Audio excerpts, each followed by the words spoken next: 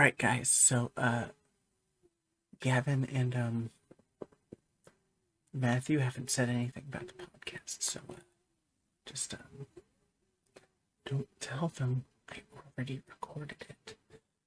So I was planning on doing this whole thing where I was like, I broke down the Tears of the Kingdom trailer, and it ended up being the whole podcast. So roll the credits, or whatever you want to call them.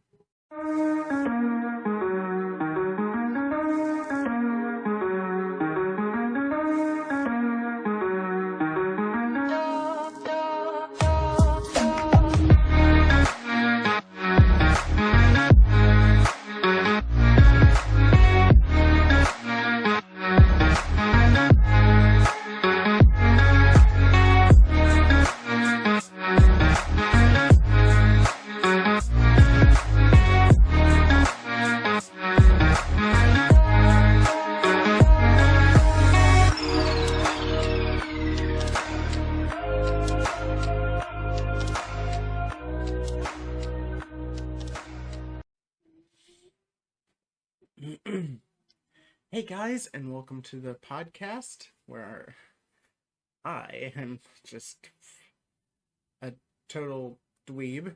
I'm the Dean of Games, and I will be breaking down the Tears of the Kingdom trailer. And this is Extra, your weekly gaming news podcast covering the news leading up to Sunday, April 16th, 2023. And if you like us, you can go to patreon.com/thebriefingroom. I have a very special post-show since nothing's changed as far as what we've been playing. Let's get to some news. Hello, guys, and thank you, Dean, you sexy man. So, I'm going to be breaking down the Legend of Zelda Tears of the Kingdom official trailer 3. So, for historical context, 6 years, 3 months, and 1 day before this trailer, the greatest game trailer ever made came out. And it was for the prequel to this game. Or I guess the game this sequel is a sequel to. And then 6 years, 3 months, and 1 day later, they released this trailer, which may, in fact, have surpassed it as the greatest video game trailer ever made. Anyway, let's get to it.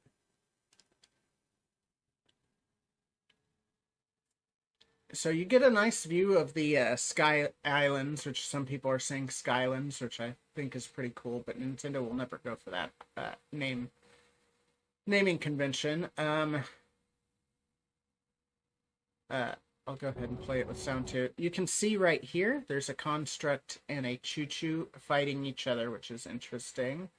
Not a whole lot of other interesting things. I'm wondering if this is like a Korok seed thing. It looks like there's rock there.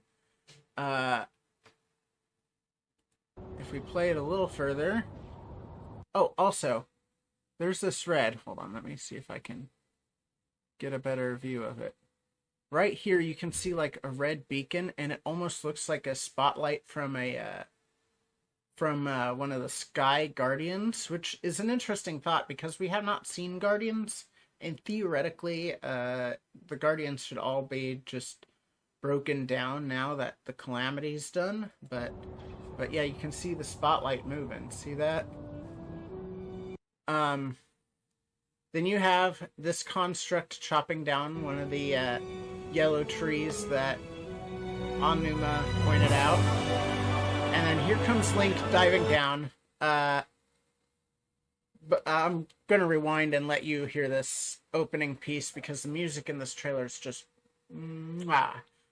perfect. Perfect score. This stadium here, it almost looks like a football stadium with the shape and everything. but clearly it's not because football doesn't exist in The Legend of Zelda. You see these stairs.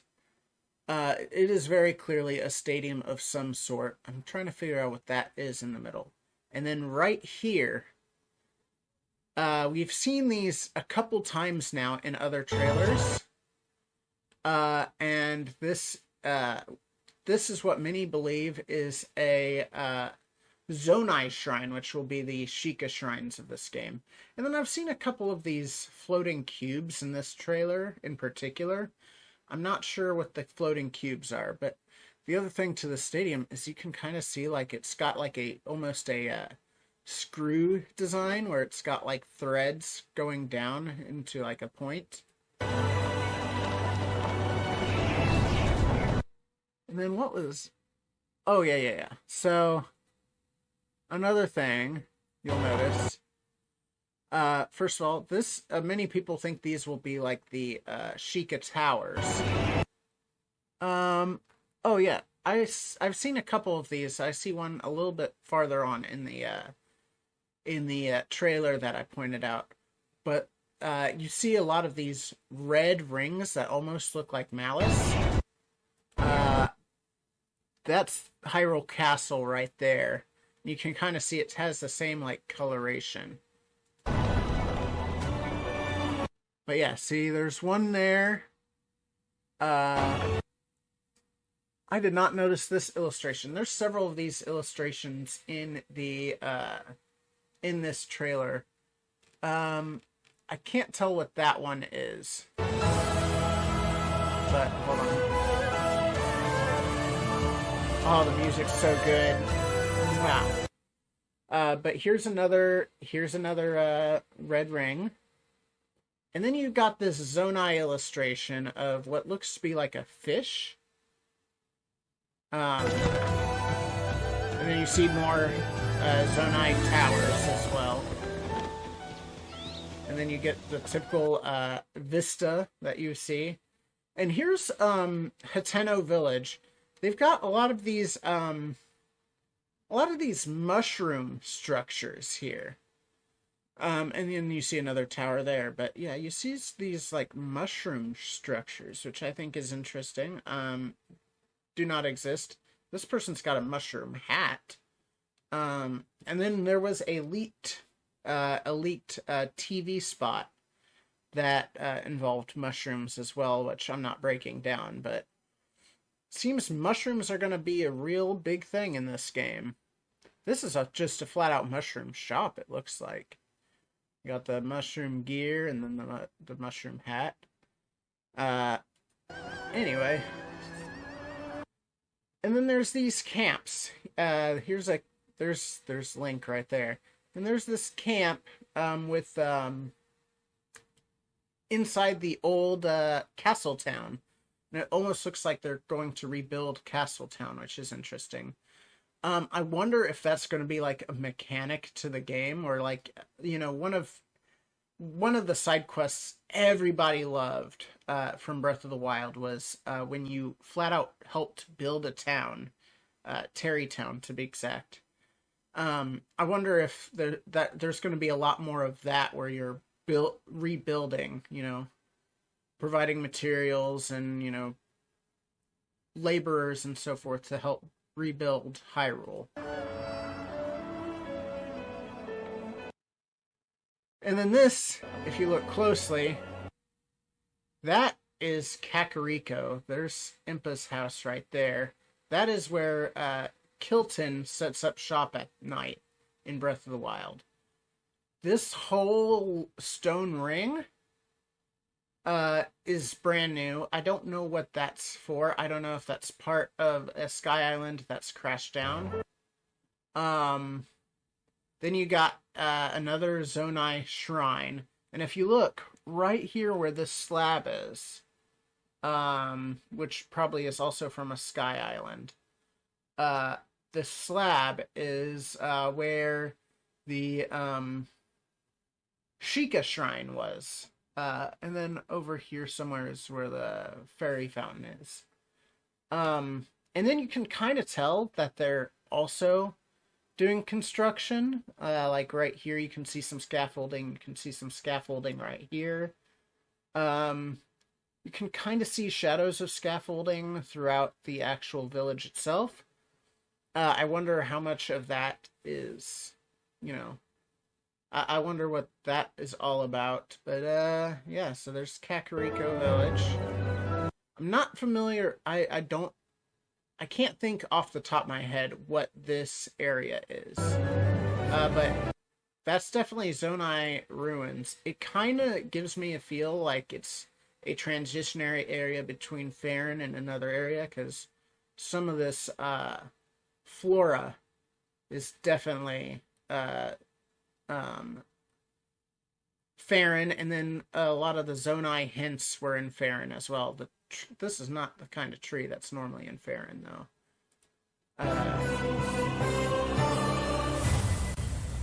And then you have this event. It looks like a pyramid is raising up, and then here's the castle. But it looks like there's like a pyramid structure rising up in the desert. Now, if you look, you might not be able to see it very well because of the bar here. But this looks like Paya, and then I'm drawing a blank on the guy's name, but the guy who used to be Yiga that fled from them and joined the Sheikah, that looks to be that guy. And then you can see some other residents here. This is probably from the viewpoint of Kakariko, and you can see the castle rising up and the malice eking out. And then all the Sky Islands are falling as well. This looks like Demise. Now, there are several theories going into this, which I will probably tend to hear in a little bit. But this definitely looks like Demise. He's got the energy tendrils for hair, and it's real long. He's got like the scaling pattern of the imprisoned. And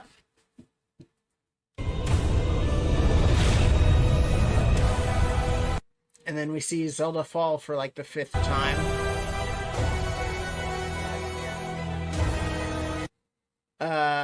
Here's another Sheikah illustration. Also, I just now noticed this.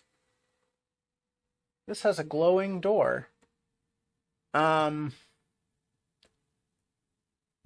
not entirely sure what part of the desert this is. This looks like where you face the Madol King in the DLC, the Champion's Ballad DLC.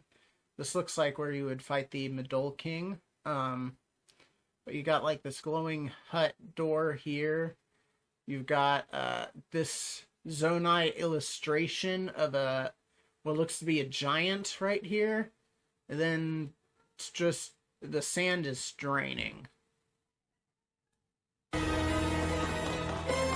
And then here you are in the underground area. You get a much better feel for the underground areas in the leaked TV spot. But this structure, could be a dungeon. I also thought it could be a labyrinth because in Breath of the Wild, the labyrinths were very tied to the Zonai.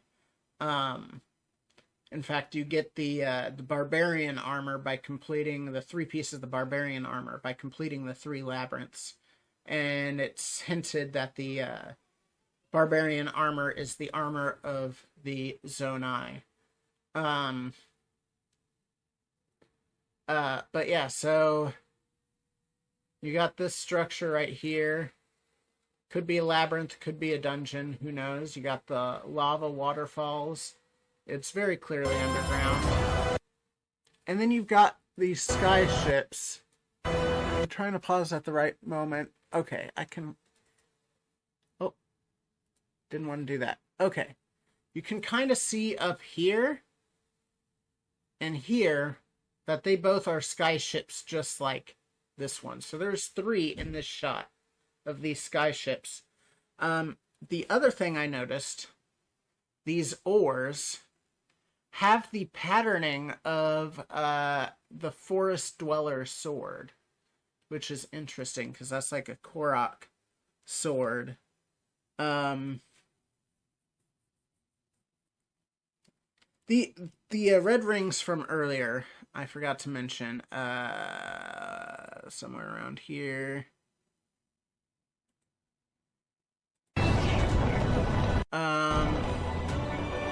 Yeah, these red rings, I'm wondering if they are in fact portals to the underground, because they are on the ground. And clearly from the announcement trailer we got way back when, clearly a lot of this malice and a lot of Ganon's power was trapped under the ground. So it would make sense that the portals to the underground would have malice in them. We'll just have to see, but that's something I forgot to mention earlier. Let's go back here. A lot of this happens fast, too. Bubble! If you want to watch a hilarious reaction to this moment, HMK, who does a lot of Kingdom Hearts and Zelda videos, he reacted to this trailer. And he's like, oh, dungeons underground? Oh, airships? Bubble! Incredible reaction. So this gem, this little ball, the gem that's inside, we kind of see something similar to it twice later. And actually, I think we see the balls later too. Balls.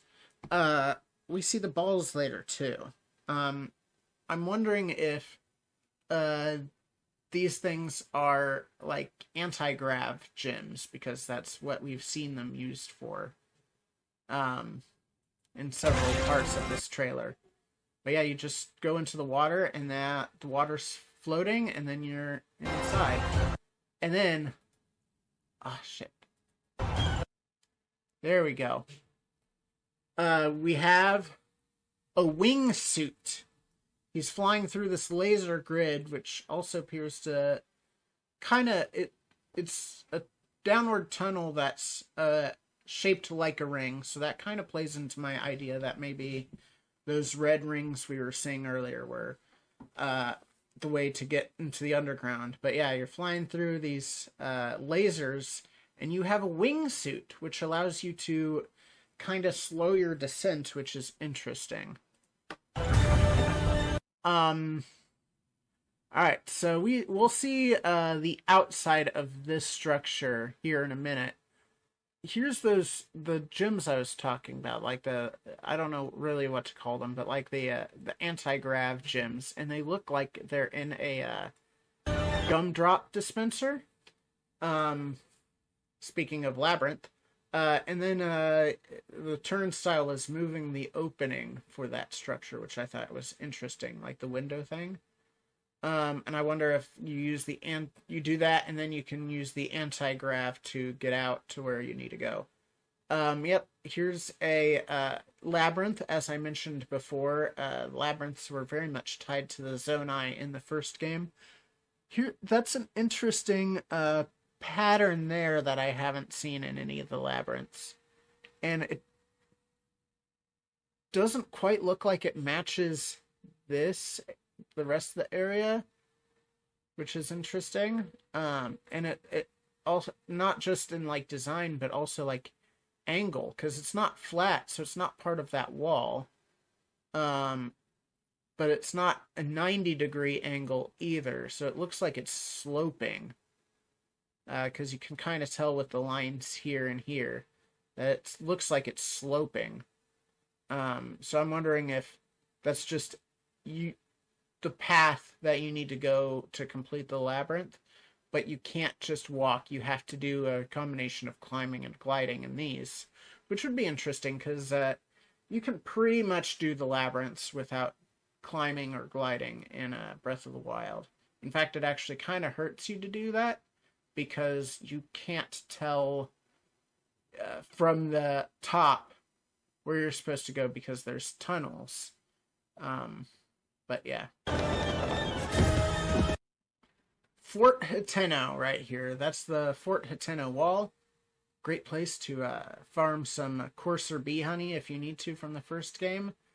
There's a couple interesting things here. First of all, look at the spear. That's a brand new spear. Then you have actual villagers fighting. You kind of see villagers kind of fighting in the first game, but they're not really fighting well. And you kind of have to save them. And here it looks like you still are saving them, but it looks like they're putting up a bigger fight. The other thing I think is interesting is all of the horns that these creatures all have. Like this Bokoblin looks like it has Lionel horns. And then these are horns you don't see on Bokoblins in the first game either. And then that Moblin right there looks like it's got bull horns. So I'm not sure what's going on with the different horns. I do love that they're wearing pot hats, and I hope that you can wear pot hats yourself for armor in the game. That'd be a real fun thing. But yeah, I'm real curious about what happened to these guys. Is this part of Ganon's revival? Is he made them tougher by, and you can tell they're tougher by the horns they have rather than just by their color like you can in the first game? And then you're riding a Sheikah elevator. Oh, I'm so excited to talk about this. I am so excited to talk about this right here. This lovely lizard lady. Some have said goat. I don't really see goat. She looks like a lizard to me. I've been making jokes constantly about Nintendo bringing back the Subrosians and the Tokay. In fact, going as far as to, in a couple instances, calling them cowards on social media. All in good fun, obviously. Because we don't... I'm sure Nintendo owns them, but the games that the Tokay and the Subrosians were introduced in, those games did not have... were not made directly by Nintendo, so there could have been a rights thing with who owns that race or whatever. But I'm wondering if this lizard lady is Tokay. Which, if you didn't know, the games I'm referring to that they're in is the Oracle games. And then we have him stopping the horse. Boss? Could this be an indication of dungeons that people have been asking for? This looks like a massive construct. And I will say, in terms of bosses, that is definitely one critique I have with Breath of the Wild, is the boss variety was non-existent. Let's be honest. The big bosses for all the levels were the exact same boss, but with slight variations. And then the in-the-world bosses, there was 4 different types, and that was it. It was the Talus, the Molduga, the Hinox, and the Lionel. And that was it for in the world. And then you had the Blight Ganons. But this looks like it's... You see another one later. There's him at the castle. And the castle looks brand new. So I'm wondering if there is still a memory system. I'm not sure how well that would be received. But again, we're just kind of guessing here. But could this be part of a memory system similar to the original game? We don't know. Maybe. Hear me out.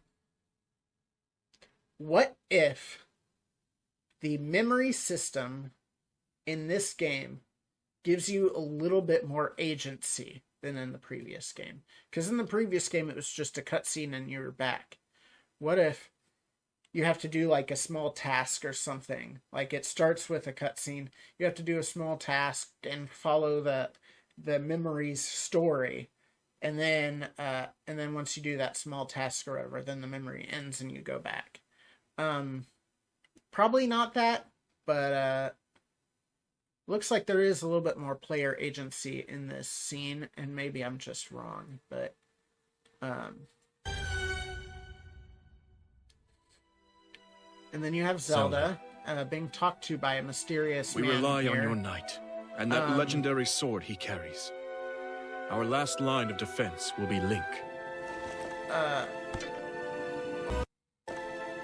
So he's talking about Link here, right? This brooch thing, I initially thought was an owl, and from a distance it still kind of looks like an owl, but a little closer inspection, it looks like it's a human. And in fact, what it looks like is that looks like a crown of sorts. That kind of looks like a variation of the Sheikah eye. And then you've got this little moustache. There would be the lips, and then maybe a beard here. But it also could be an owl too, because like I said, from a distance it does look like an owl. At first glance it looks like an owl. And owls are a big part of the Zelda iconography, as well as within the Triforce, which apparently there's a lot of stuff tied between the Triforce and the Zonai.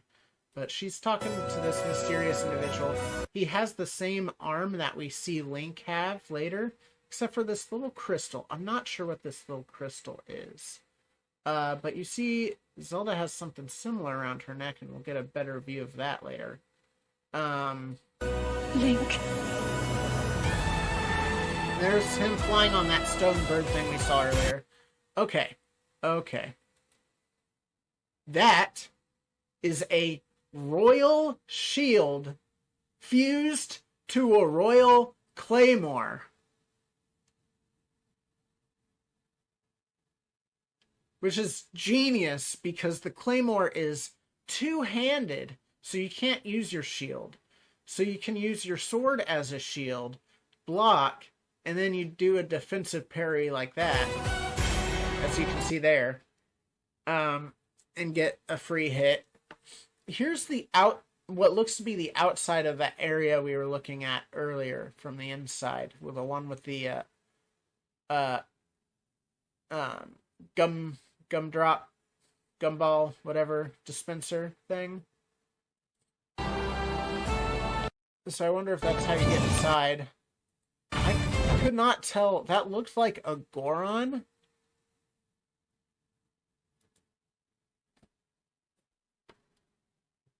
Yeah, that looks like a Goron rolling.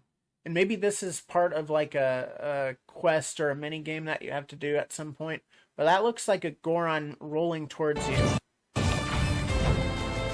And then you see Thule here, which is interesting. Also, another Zonai shrine thing there. And then you see the airships. So this is in the Tabantha/Hebra region, somewhere in there. Interesting thing about Thule did not actually help you in the first game. Thule was the son of the guy that helped you in the game, Tiba. So what happened to Tiba? Was his injury from helping you, the injury he suffered to his leg, so great that he was put out of commission as a warrior, and now his son has taken up his mantle? But anyway, there's Thule. We'll see him a couple times. This looks like it could be like a side mission. This could be part of the town building mechanic I mentioned before, where you might have to build towns, and that includes gathering people. And so here he is. He made a wagon with his Ultra Hand ability, and recruited some people to go to a town, and now he's taken them there. Also, first of all, the saxophone, beautiful touch. Let's just enjoy the saxophone.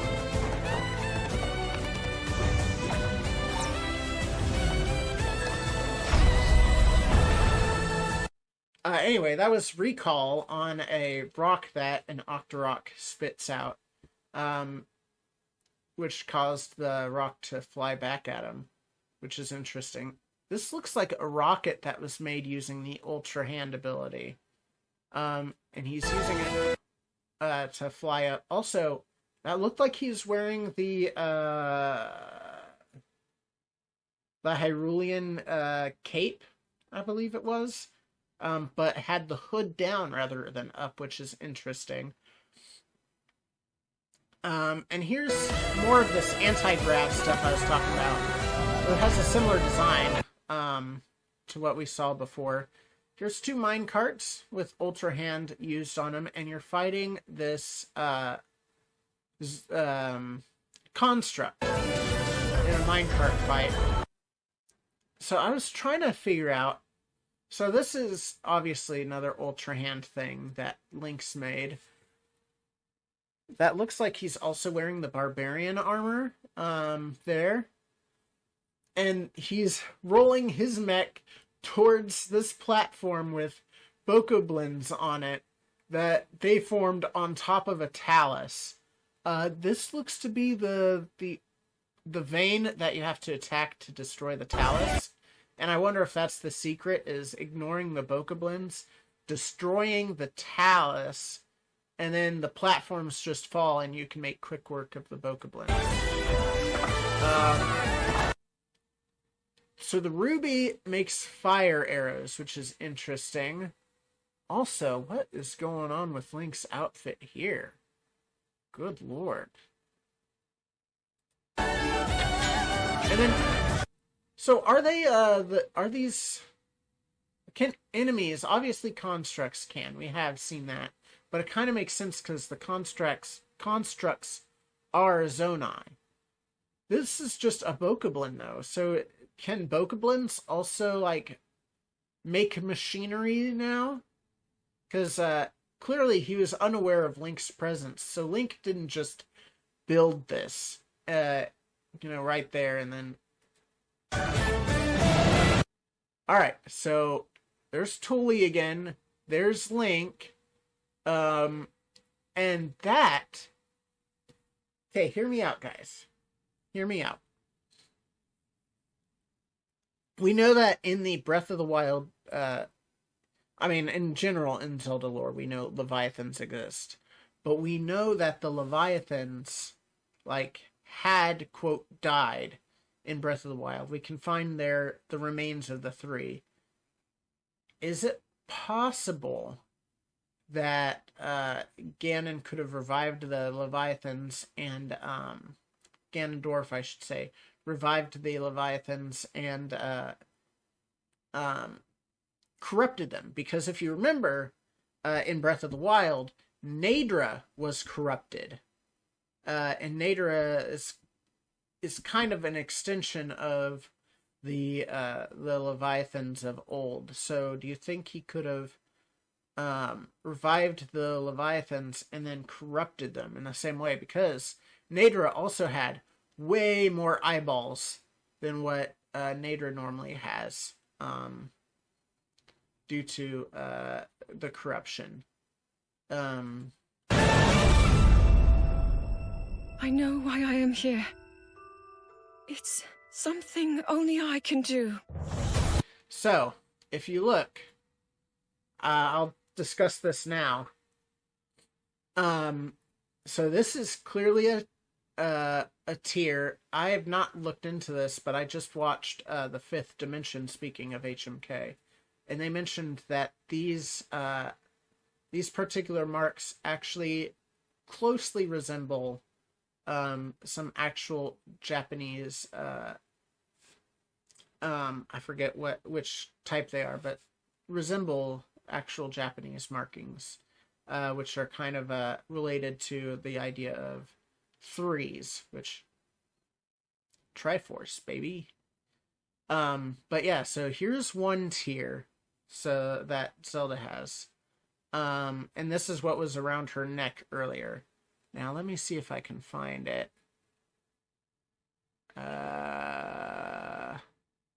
It's around here. Or have we not gotten to it yet? I guess we haven't gotten to it yet. Hold on. Something Never only mind. I can do. Ah, here we go. It's right next. Got it.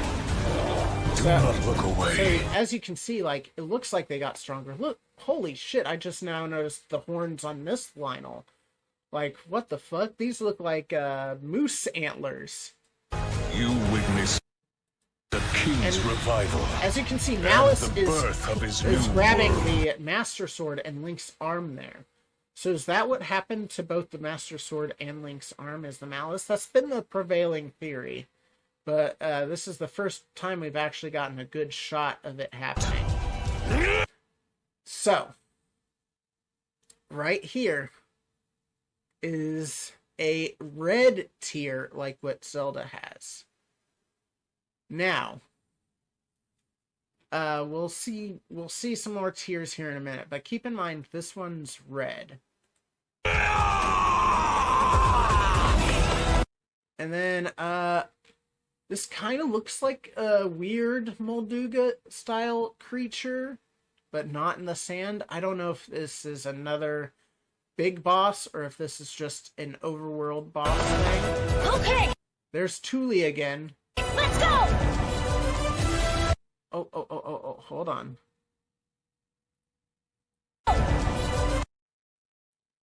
Okay. Alright. So,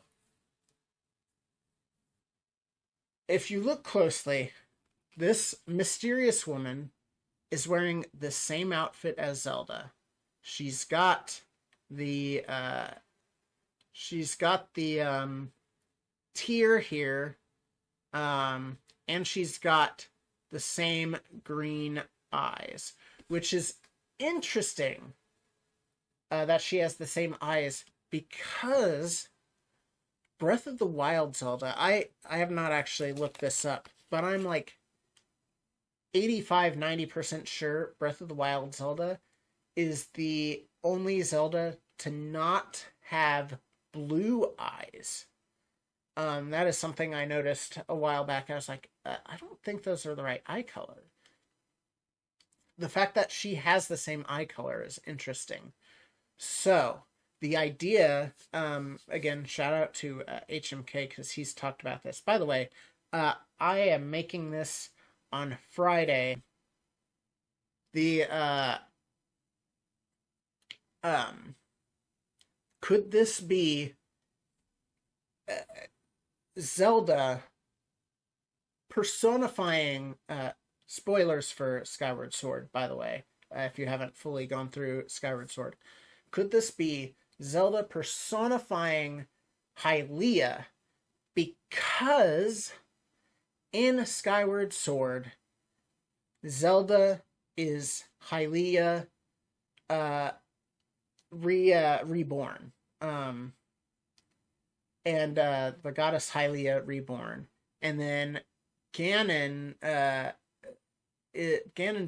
is Demise reborn, because Demise is the villain for Skyward Sword.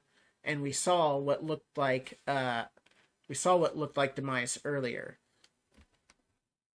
So, could this be could it be that both Zelda and hold on.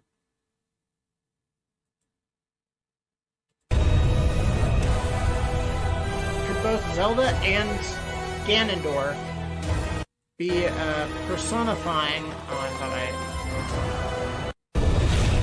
yeah, there, right there. Could they both be personifying their respective people that were reincarnated? Because also remember, in Skyward Sword, that Demise and Hylia had been in battle against each other for a very, very long time. So, anyway, back here, she's using that sealing power to just fuck up some Moldugas. And here, this one caught my attention because obviously there was going to be a time gap between the two games. That was very clear from even just the announcement trailer that there had been passage of time. This makes me wonder how much passage of time. And there's another scene that plays with it that also makes me curious. This is Riju. Riju is the one that helped you get into Vod Naboris in Breath of the Wild. She is the current leader of the Gerudo. And in Breath of the Wild, she could not have been any older than, like, pre-teenage. Like, she was super young. Like, very, very young. And here she looks like she's more late teens, which, again, we'll see here in a minute, her size comparison. But she definitely looks older here. And then you have Link. Also, she's using Urbosa's lightning, which is really fucking cool. Here you have Link leading what looks to be like a ragtag group of soldiers. So are you, in addition to the this theoretical town building aspect of the game, are you also building like a rebellion?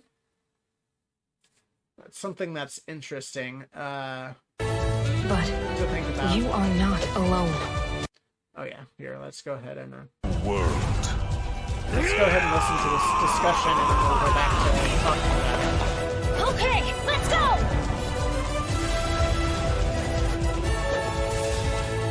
But you are not alone. Alright, so this area looks just so fucking cool. You can see, like, I wonder if this is a puzzle here, but you can see, like, several vases, or whatever you want to call it. Containers that hold water. And you can see water's flowing into one of them, and you can see more pumps along the side that matches the others. I wonder if there's a puzzle where you have to get all of those filled up. But here's the boy Sidon fighting alongside Link to destroy a construct. Link's showing a little bit more emotion there. And hold on. Right here, this is a perfectly clear shot. Sidon has a blue tear. So far we have Zelda has a yellow tear, which signifies the goddess's light, the light of the Triforce, so to speak. Blue signifies water, and then if you look, I don't know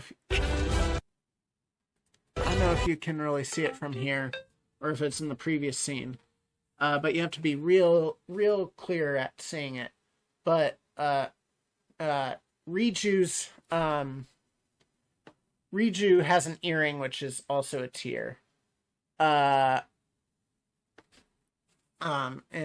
it's the spirit, quote, spirit tier. So if you look here, she had already started running, so it's not quite clear. But when she was standing next to him, she came up to Sidon's chest. Now that's about how tall Link was in Breath of the Wild. And Riju is like half Link's height. So if you were questioning whether she actually had grown older, she's definitely grown older because she's grown to be... Sidon is not a small man. And she's up to chest height with him. Does that make you uncomfortable, me doing this? But she's grown taller for sure. And then, okay, I will I will take my L here. So people have been saying over and over again that the three-headed dragon we saw in that bridge in that one shot was a Gleeok. And I was like, it's probably not a Gleeok because most of the depictions of Gleeok has 2 heads, not 3. And the last time Gleeok was displayed as having 3 heads was 37 years ago. So I was like, and they replaced it with him having 3 heads with another creature that has 3 heads called a Trinex. So I was like, oh, it's probably actually a Trinex, because you don't really get a clear view of the body or of the heads, just that there are 3 with fire from 3. And Trinex also shoots fire. So I was like, it's probably a Trinex because they've since retconned Gleeoks to have 2 heads. But no, this is clearly a Gleeok. I'll take my L. But now you understand why I was thinking it wasn't a Gleeok, is most of his appearances, he's had 2 heads. And the last time he had 3 heads was 37 years ago. You are our And here's Zelda holding the Master final Sword. hope. So here's my crackpot theory, and here's the end of the trailer too. And you can see Ganondorf there looking menacing in that mural. Link! You must find me. She's saying that as she's holding the Master Sword. So, and she's next to a sword looking, a sword display table thing. So here's my idea, right? She's clearly holding the Master Sword. She clearly has the Master Sword right now. And again, going back to Skyward Sword, she is the reborn goddess Hylia. And goddess Hylia had she's the one that forged the Sky Sword, which, it was the Goddess Blade was what it was called, because it was forged by the goddess Hylia for the hero. And in the process of the game, you end up reforging the goddess sword into the Master Sword. So what if Zelda is holding the Master Sword because she is the key to reforging the Master Sword to its former glory, but you have to find her. Also, I said keep in mind that Ganondorf had the red jewel. Red is typically associated with power in the Zelda franchise, but typically red is with the Gorons. You're talking Fire Medallion, you're talking the Spiritual Stone of Fire, was the Goron Ruby. You're talking about, in so many instances, the Gorons are associated with red or with power. What's the one champion descendant / helper that we didn't see in this trailer?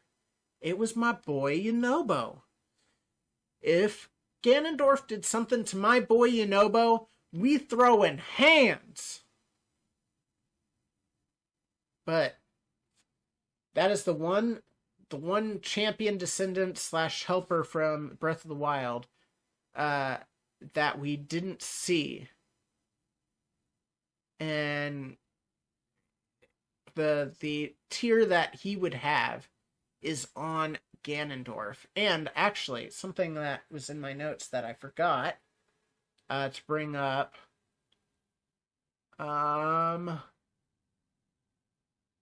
want to say it was with the bubble. Hold on, let's find the bubble.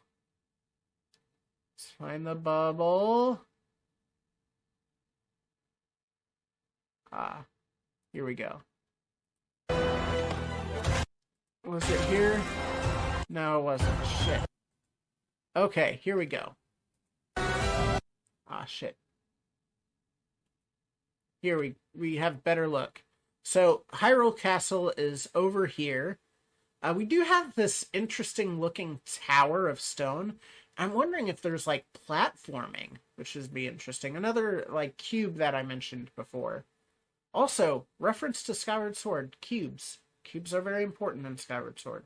And then here's Death Mountain. Death Mountain is one of the only places besides Hyrule Castle where we're seeing these long tendrils of malice.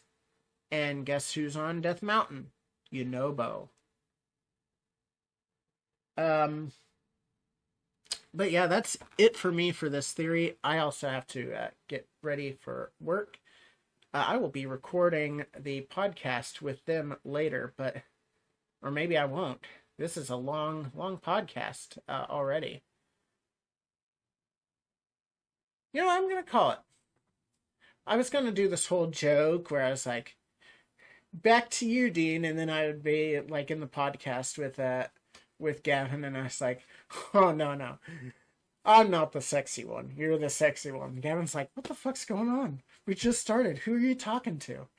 But it looks like we're already longer than we normally are with the podcast. So I'm going to call it here. Let me go ahead and do the ending, shall we? Let